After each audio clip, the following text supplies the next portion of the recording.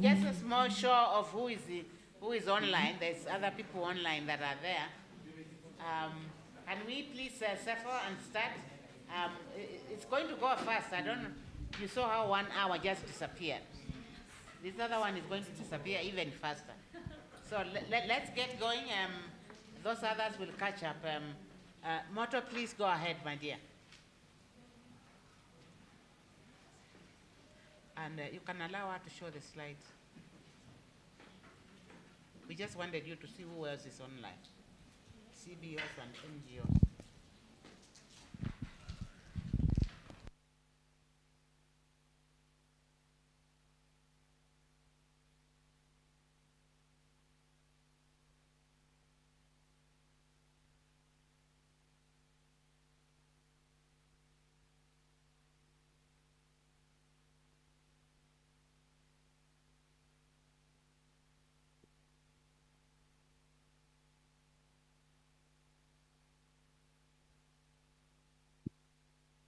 Ready to go.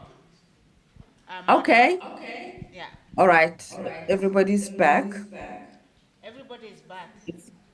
Yeah, I'm now trying to get to a view that doesn't hide my screen.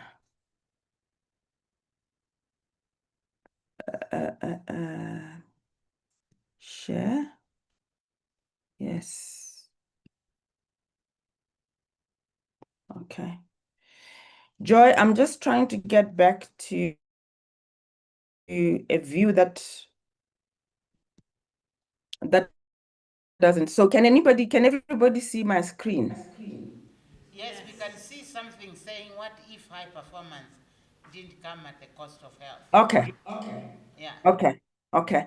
So this last hour, we're going to be focusing on burnout and how we deal with it as leaders. So that statement gets us into it's a leadership question. And it's about all the discussions we had in the first part of the presentation. And I have a story to share. 12th April last year, I went to a typical facilitation session for the program that I deal with the young professors, and I crashed my car, completely wrote it off. I'm here because I survived. And I remember events leading to this. I felt extremely, extremely tired. But I had to push on, as somebody said, we don't have alternatives. And nonetheless, I did the first session on the 11th, and then on the 12th, I think the body just couldn't anymore. How it is that I didn't crash this car in traffic is still a mystery to me.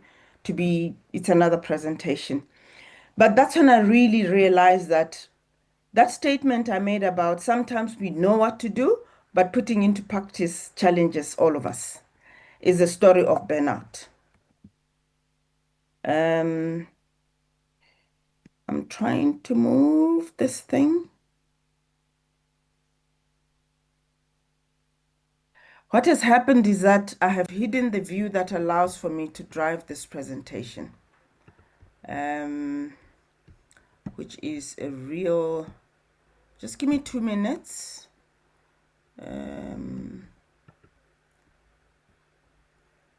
I don't want to spend the rest of my life trying to, oh, there we are. So just quickly, what is it that we're dealing with? On the left top right corner of the presentation is a definition of burnout, which now the WHO has defined, and is a chronic workplace stress that is not successfully managed. That's exactly what it is. The lady that spoke, I can't remember, I think it was Phoebe, who says, but we spend all our times at work. And what does it, there's this mass-like burnout inventory that actually helps us as leaders to know the signs for ourselves and those we work with when you're really reaching burnout. It's 1, emotional exhaustion. 2, you become seriously cynical. It's like, you don't even know why you work here anymore. You find fault in everything. But the most important one that we miss is this reduced professional efficacy. You can see that people actually are not delivering as they used to.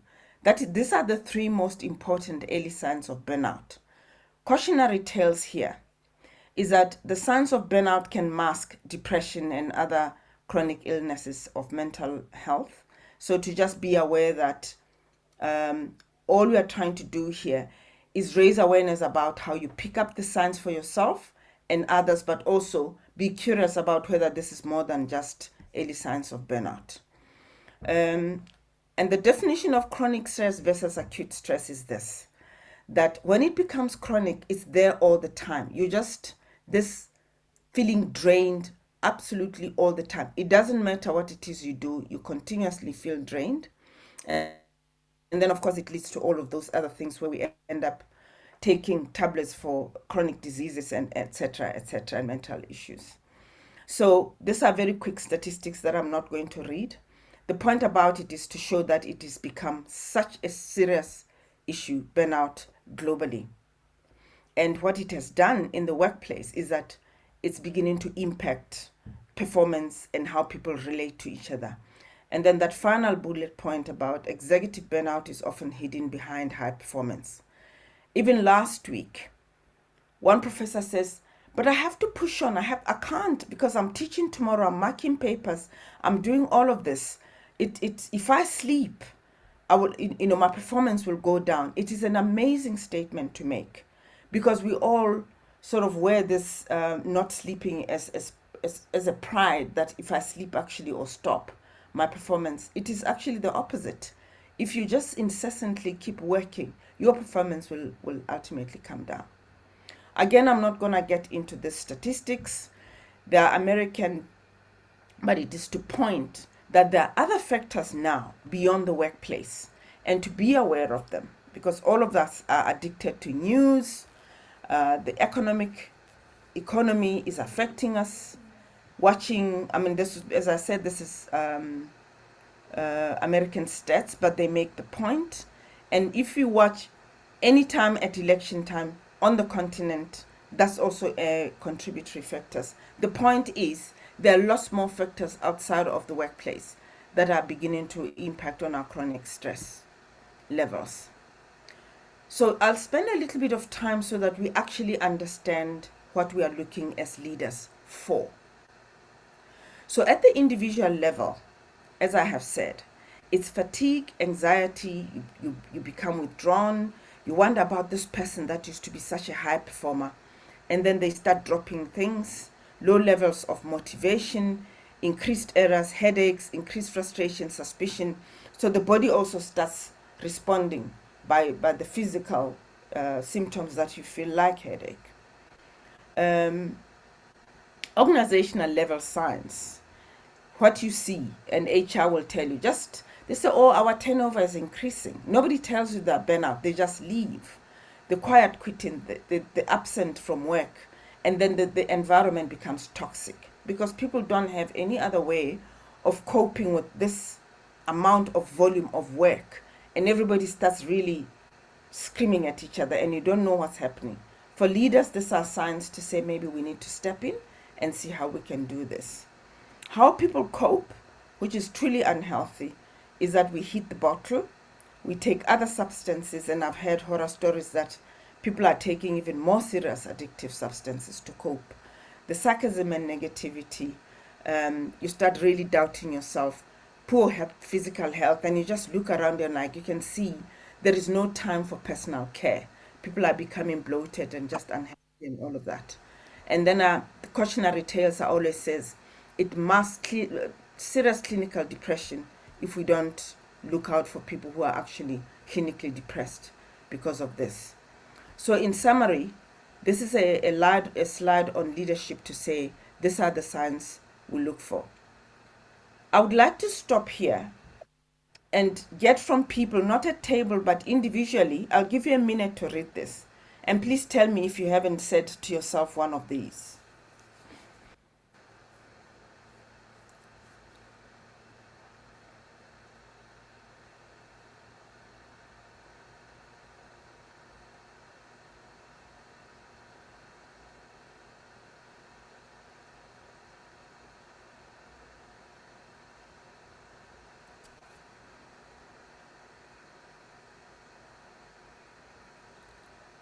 Okay. How many of us have said at least one of these?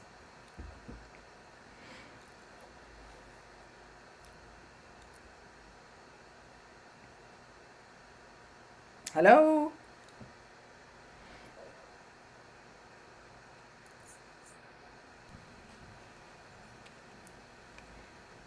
Joyce? Yes, yes. Okay. Can you hear me? I'm doing a sound check. Yeah, I can very Okay. clearly. Yeah. They're saying they can't Are read there it. any hands up?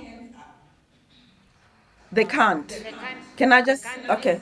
Can I just quickly read it? These are the lies we tell ourselves. I'm fine, I'm just tired. Should I continue? I'm happy to take more on. I love my job. You don't understand. No one else can do this. You know, people depend on me. I really want to be helpful. I'll be fine once this is done. This too will pass.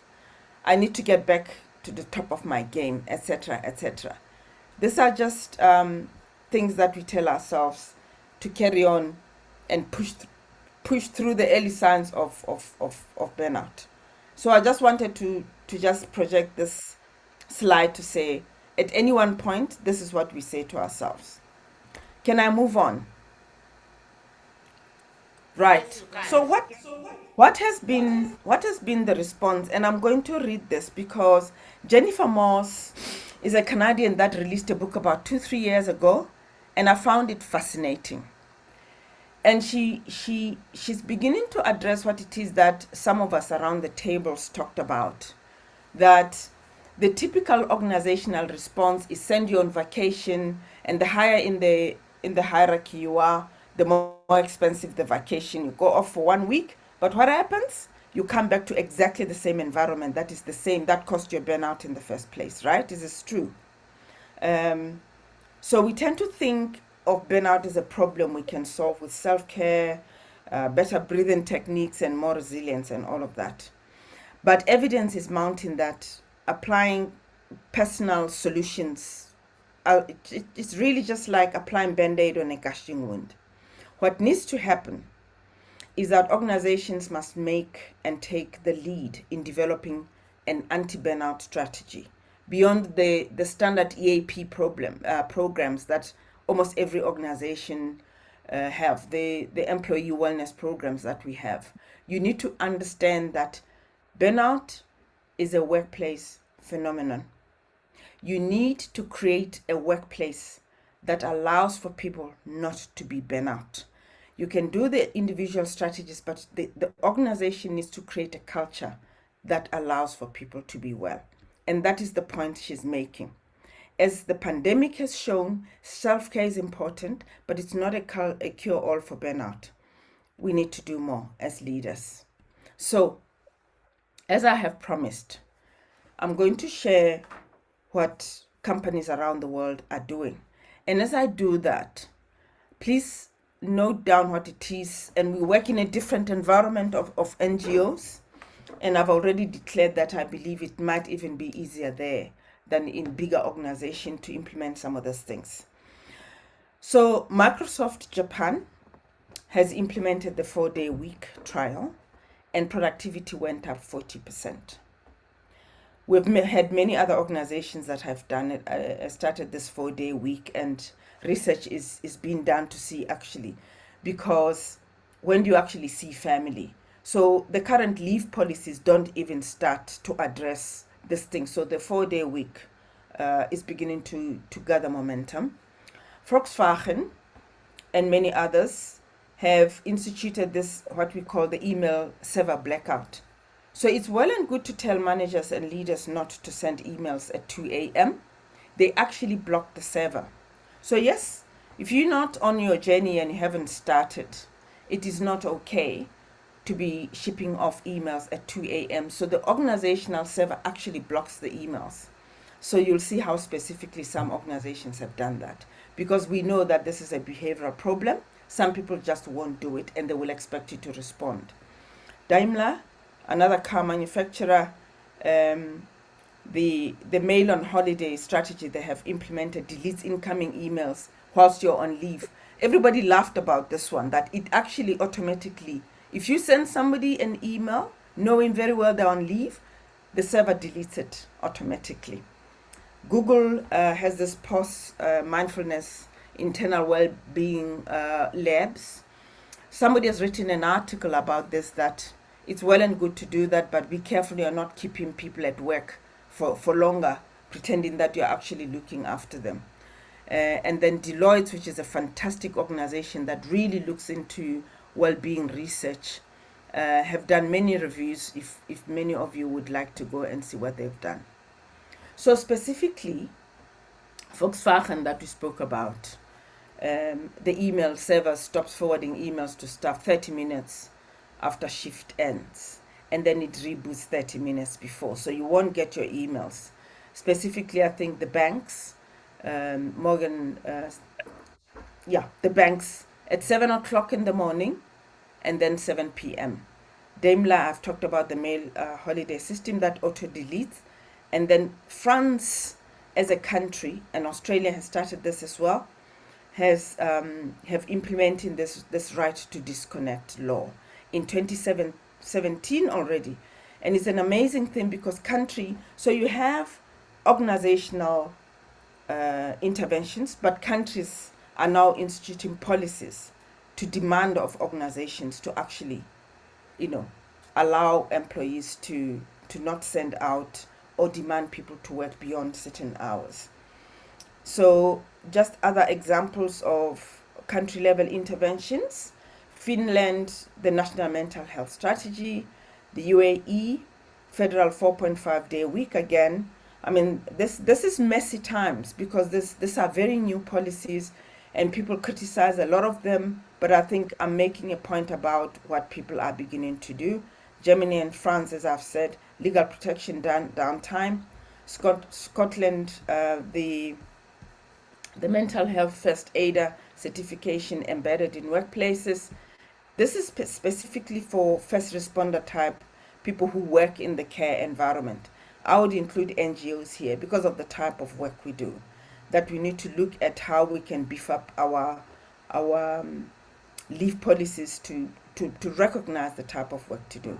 And as you know, Australia last year also implemented the right to disconnect. So this I will pause, and just to talk about how real people think these things are, especially the mail server block in the workplace where they are. Let's hear some input.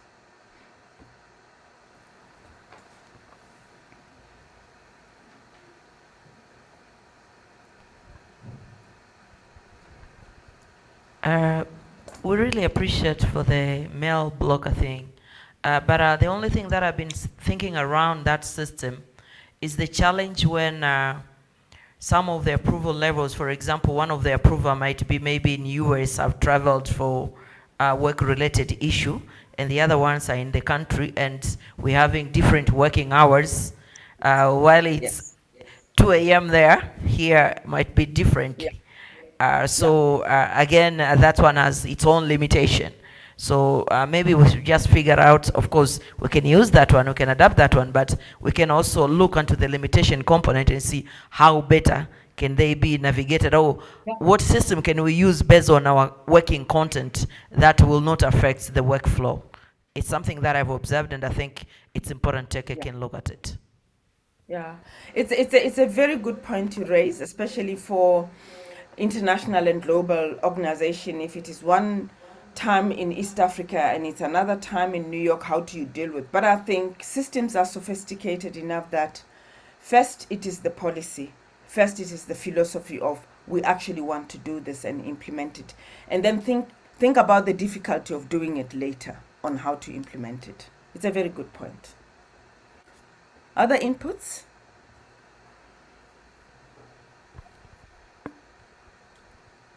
Thank you, Moto, for the presentation. But I'm wondering, the examples you give on how companies are responding to burnout, these are really big companies.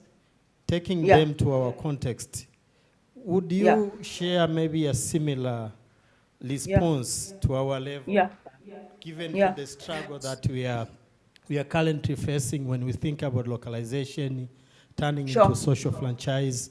So this, Yeah. for me, I really think they are really big companies. They can have such policies and they really work for them. But taking Yeah. this into our context, how would it look like? Thank you for the question. So I founded Joyce knows. I'm one of the founding members of Teach for South Africa. 17 years in operation. It's a tiny, light, incy little organization. Our country CEO is a woman who fully understands burnout. So we have decided we don't even have policies in place. We have your standard NGO policy of leave and all of that thing. But if you see how she operates in practice, it is totally amazing. When I talk about several things, we don't even do that. It is just a philosophy in this small organization that she will tell you, and she tells her small staff, nobody is sending anybody an email after 7. Do you know how quickly that gets implemented? Because who are you, the guy that's going to be sending an email to 5 people in the office when it has been discussed in the Monday morning meeting? You understand where I'm going with this? It's quickly. You're not even waiting for policy and all of that. It becomes a philosophy. This is how we do things in this place. We do not ask people to do work, because the nature of the work of NGOs is sometimes you are doing an activation somewhere at a school. You're working there on Saturday and Sunday. What will be discussed is that nobody comes to work on Monday. So these are examples to say how big companies are doing this. But I think what we are trying to encourage here is a philosophy that starts creating an understanding that we as leaders need to be very, very intentional about creating policies and environments that are psychologically safe for people to know that the CEO supports me not coming to work on Monday because I was at work on Saturday and Sunday doing an activation at a school. I don't know if that answers your question. Maybe addition to what you've mentioned, there are some small organizations that have set time in terms of one, it really depends on the leader or the team itself on how first they organize and plan their work. That it means that during work hours, after work hours, there's no email coming up. So for example, my schedule most of the time is after 5, I will set my emails to be delivered by 8:30 to the rest of the team. However, it means that I'm not doing just to myself, because then I'm staying in the office until, let's say, 7, which the work hours past like 2 hours or 3 hours. So I love the idea where it pauses the sender and the receiver not to get access to send the emails before time. But also I think the more we work with our team to really value the work hours and really implement the task and activity within the work hours, then it's easier for the tasks not to be carried out of the work. There was one partner who told me, if you see you are carrying your work, or your team is carrying their work to home, it means we have time management issues. And I started laughing about it. But when you sit down and really look, maybe it's planning and prioritizing what we need and help the team as well. Can I add your significantly fantastic input? I was sitting with a team of leaders, again in the private sector. There were 6 executives around the table. And the females in the room, there were 2 males and 4 females. And one of them, it got to that stage where they were accusing the male boss. And she says, no, sir, I got an email from you on a Sunday afternoon at the soccer game of my son. How is it possible you are sending me an email on Sunday at 2 p.m. when I'm watching my son play soccer? And we discussed this issue about if we arrive at a place as leaders in 2025 of stopping to glorify work and carrying it as a badge of honor, you will see that the culture in the workplaces will become safer and even more high performance. We as leaders need to create those environments to understand that unless the world is falling apart and the sky is falling, sending somebody at on a Sunday at 2 o'clock, what are you doing? I mean, really just like having those deep discussions about what are you intending to create as a culture in your organization. These are difficult leadership discussions about what we glorify in the workplace, I think. Can I move on? Because there's a video I would like us to watch. Can I make one Yeah? one very brief comment? It's just a reflection. Sure. Yeah. I appreciate all of this discussion. One of the things that I've been thinking about, and I think it's really concretized through the examples and the discussion you gave, is a question for me is, why is it that as an NGO CSO community that we often look to the private sector or the corporate sector as a model as a model for how we should be operating? I found it very foreign myself with our organization, how we have tended to organize. Certainly there are a lot of interesting things, but I would imagine that being the flexible, separate space that we've carved out through the NGO and CSO sector, there's a lot of opportunity to think about the culture of these organizations being very distinct and being separate from these other ones. And so I think that's something that as we are leaders, we should be thinking about. How willing are we to create a culture that exemplifies the goals that we have for the communities we're working with, as opposed to the type of culture of businesses and others that are looking to maximize some kind of profit. That was just a reflection. Profound. Absolutely profound. I think when I started, I don't know if you remember that I said I spent a lot of my time in the NGO sector. And I think we have the privilege of actually setting the pace on how workplaces can be remodeled. And when you search for these examples, one is surprised that they actually are being driven in the private sector. But nonetheless, I think they are there. But I think you've really said a very important question, which closes the question about really the privilege we have of being at the coalface of communities requires of us as leaders in the NGO sectors to set the pace on how workplace culture is created. Thank you very much for your input. So, another book. This one came out last year. And she basically there's an assessment embedded in this PowerPoint. And Joyce, I will send it because it's fantastic. It's a very quick 5-minute test on assessing yourself on how bent out you are. What Candy Wines did, she's out in working with a team that works with Goldman, who works with emotional intelligence. And the lens she throws at this is a curiosity and a question she had about why is it in the same workplace there are people that don't get burnt out, is the question she asked. And then this book is really about burnout immunity and how you can develop it. We're back to the individual response to this incessant load of work.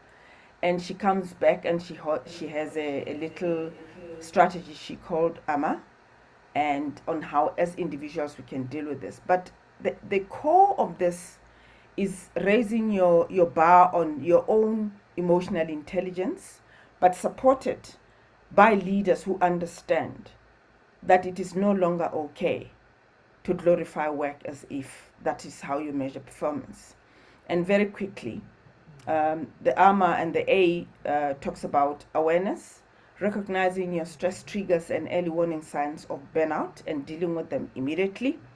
And the M is mindset, your mindset shift from a fixed stress mindset, this is damaging me, to a challenge mindset, this can help me grow. Really just get into a higher level of being where you're aware when you're getting stressed out, and then you lock into this mindset that actually this I can do, this I cannot do. And then your outlook, if you go back to the blue zones, you can see some of these things are interlinked. Cultivate a positive and optimistic perspective without ignoring reality, and this is really important. And then this establishing this level of resilience, developing habits that sustain energy and recovery.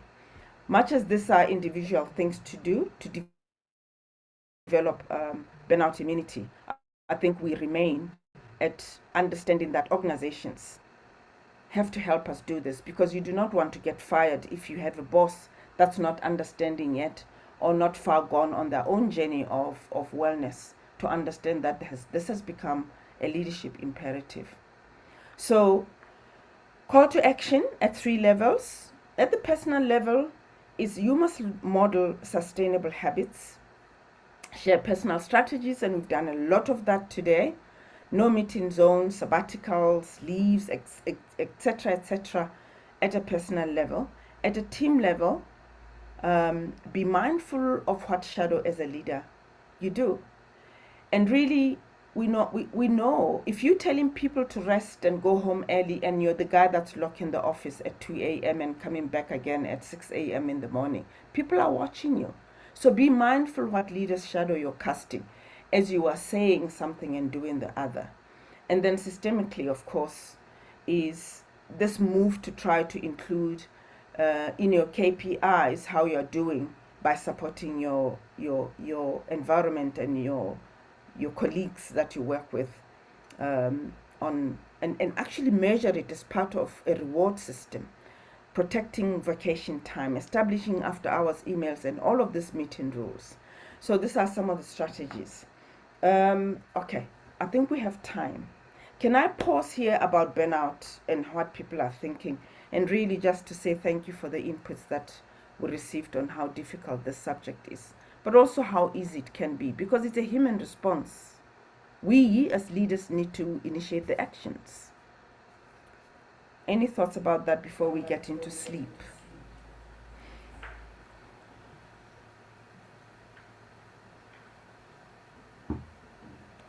Okay. Sleep. My middle name has become Sleep. And Excuse sleep me. because it. Okay. Sorry? There is a reaction or maybe a clarification. Go ahead. Okay. Okay, so I think for me, when you talked about burnout, you spoke about, different things perhaps, and what came out from the slide, and maybe you could clarify, maybe I got it wrong. Then you said it Yeah. wouldn't be trying a little bit of this or the other. So, there was like, so if I feel like I'm burned out, I might do some, mindfulness, some, relax or take a vacation. So, but what I had is as if you need more, like, how do I undo it? So if already I recognize I have all these burnout things, what is the undo? And it said not a quick fix. Yeah. Yes, so I didn't Yeah. quite get Yeah. what. Maybe that's I think maybe that's where the difficulty and the confusion comes from. We are not throwing all the little micro steps of sitting in a quiet place, breathing, maybe taking a vacation and all that. First of all, we're acknowledging that that's originally how we responded to people that looked a bit like they're getting burnout in the workplace. We're acknowledging that that's well and good, but we're advocating for much bigger and deeper responses that whilst all of those things are important, continue doing them. We're not saying stop doing them. Continue sitting in a quiet place and breathing. Continue taking vacations. But we're saying add a little bit more. And the adding a little bit more is more a systemic response by organizations to say, whilst an individual is trying all of this, what are you doing to protect them so that they can continue doing all those micro things that they've been doing to help themselves? I don't know if that clarifies your question.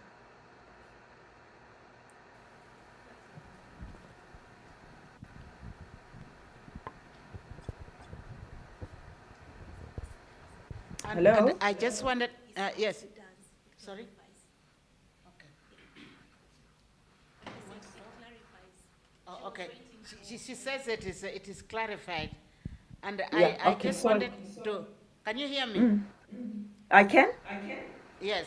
And I was saying there's something you said there in passing, but we've been talking a lot here about we lead the way we are. If you are staying in the office until midnight and you tell people, go home and leave me here, what exactly are you modeling? And so a lot of us are actually, what you are talking about here is happening, almost on a daily basis. And also, I just, I like the thing you are talking there about the emails.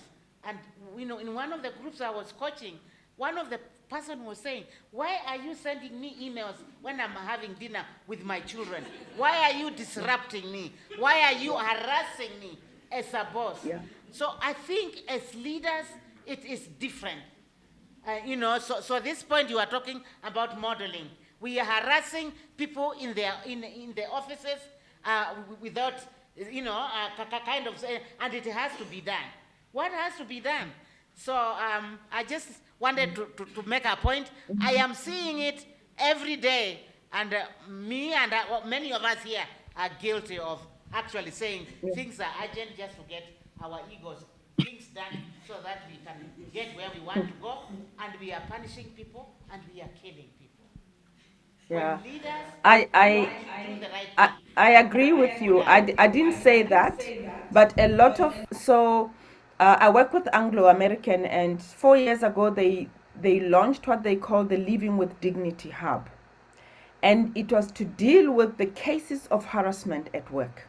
You said it, so I need to just close on that. That a lot of the cases where somebody reports to the center that was created by Anglo is about, usually, but not always, leaders demanding of somebody that is a direct report to exactly do this.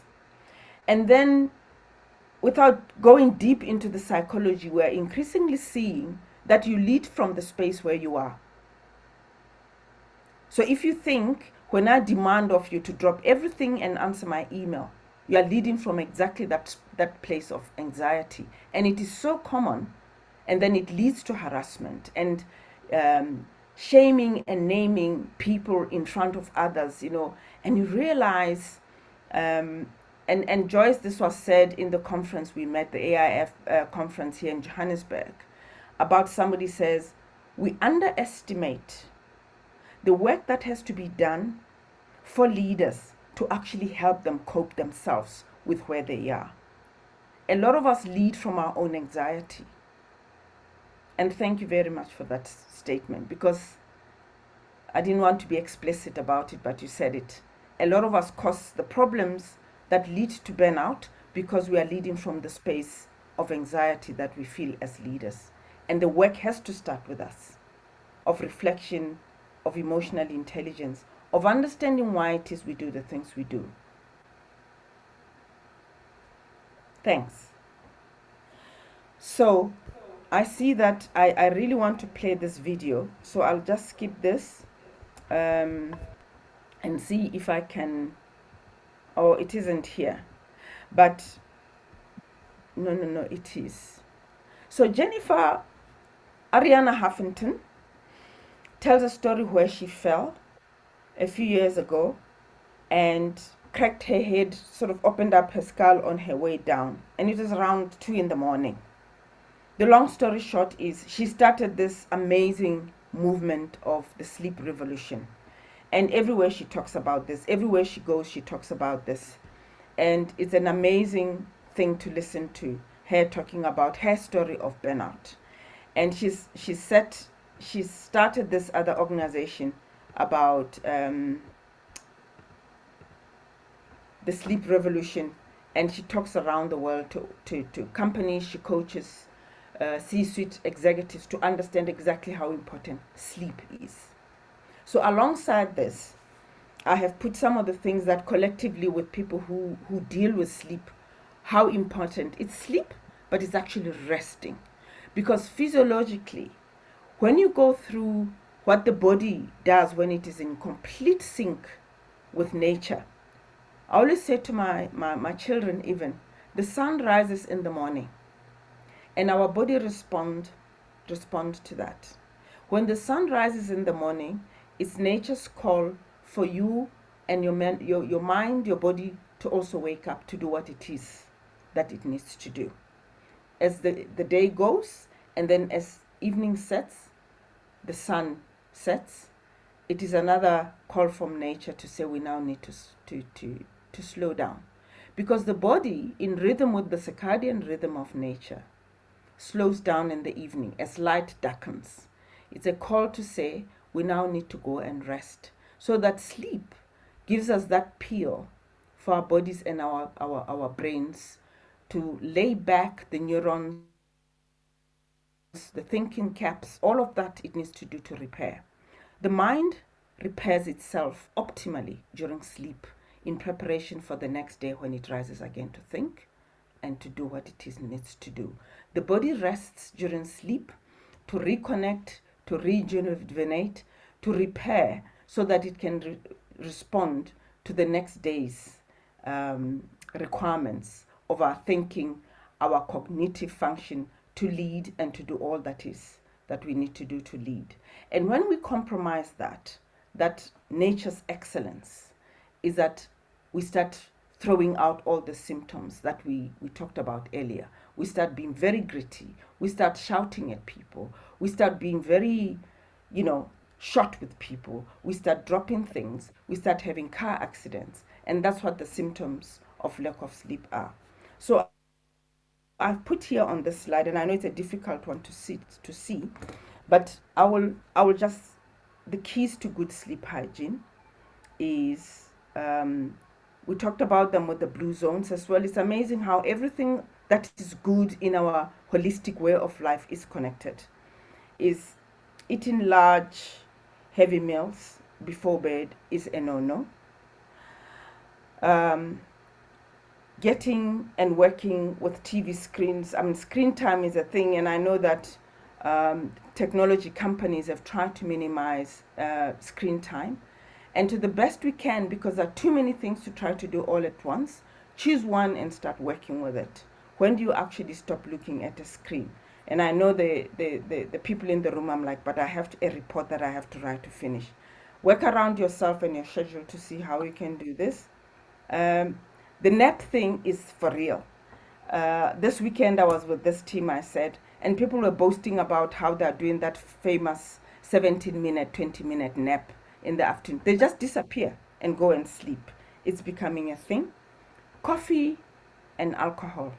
Yes, people drink alcohol with their food and that, but you'll start beginning to feel that some of us really cannot drink coffee beyond 2 o'clock, and that's the recommended thing. But some people, because of our genes are different, can actually drink a very strong coffee afterwards. But this is about sleep. Coffee and alcohol interferes with our melatonin, the hormone that starts getting us to sleep in the afternoon. It goes up, and just be aware how your body reacts to that.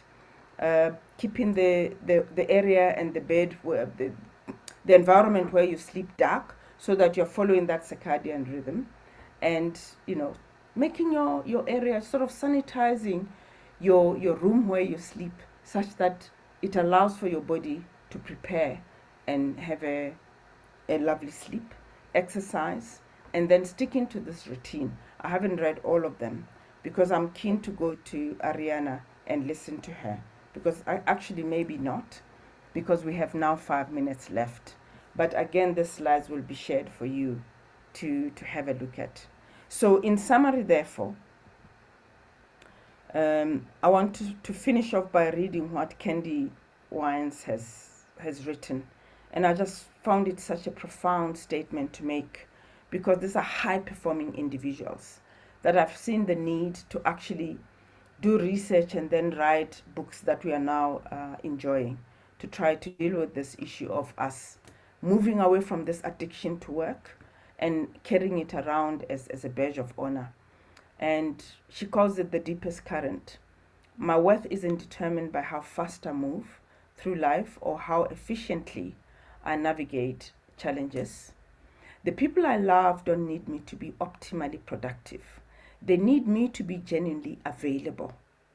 when we stop fighting our way towards impact, a very famous NGO word, we create space for the kind of presence that actually changes things. What would change in your life if you learned to read your own water, to trust your natural rhythms instead of forcing yourself into someone else's current? To the question that was asked, why are we always looking to the private sector and its current? Thank you very much. Joyce?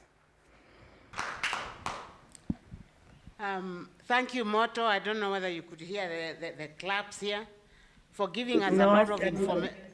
Yes, for giving us a lot of information. And the reason why I had wanted you here today is because what you are talking about is life-saving. It is not a joking business, although we tend to take it lightly, and it is in our culture to belittle big things like this one, and yet we are seeing around us the people collapsing, and then the next time you have advertised the post and you are getting other people. The kind of leaders that are going to transform Africa, that are going to transform the lives of communities, are the ones who care and who think about the other people. And we must model this. It is leadership for social justice. So because logic appeals to me, and I like to hear from somebody who can actually give practical examples. We take a lot of time talking about this stuff with her, and I am guilty as charged, but I'm working on it. And so I think we cannot lead the way we need to lead unless we deal with this one epidemic that is killing us and killing our people. So I thank you from the bottom of my heart for coming here, because we need healing. We need to change this, and we need to focus on our work. Our purpose isn't just to be really running around and showing what we are doing. We have to do things differently if we are going to lead. So I just want to thank you for your time, and I'm really hoping we will meditate and think about this more, and that is why we are talking about a different kind of a leader. We can do more, but we have to be more. We are not human doings. We are human beings, and we must demonstrate this. So from my people here and to you, from the bottom of my heart, I thank you most sincerely, and you are going to get a presentation as soon as we can organize ourselves. But I really speak from my heart that I want you to hold this as seriously as you can. Did you want to say something, sir? Thank you. Yeah. Yeah. So thank you again, and we'll let you go, and we will continue thinking and talking about this. But I really have brought you here very deliberately and on purpose.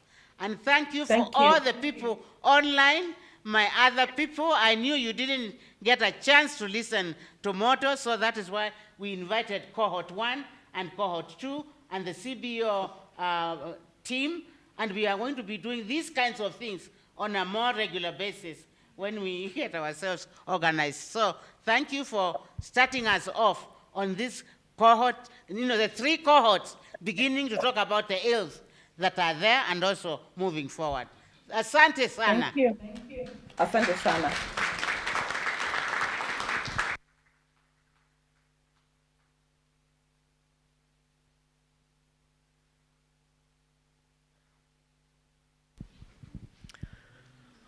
Wow, what a session that was. I think a lot of food for thought for all of us around how we are at work, how we are at home, how we look after ourselves. And I think, as Joyce said, we can't do this work unless we're healthy ourselves. So, right, it is lunchtime. So fill yourselves up, 80%. And come back we'll be back here at 1:30. I think we have an energizer from Kimanya. Yeah? Okay, so please be here at 1:30. Try to leave your phones and your laptops in your bags and talk to other people who are here. You only have them face to face for another day and a half. So please have those conversations with each other There's so much learning we can do from each other. So see you at 1:30 back here.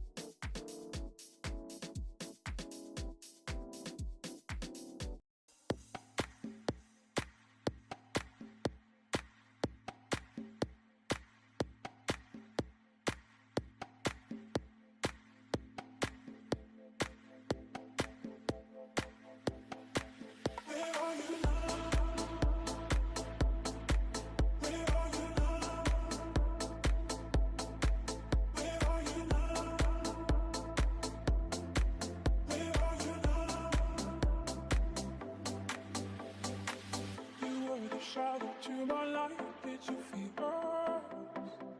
Another star, you fade away. Afraid our aim is out of sight. Wanna see us.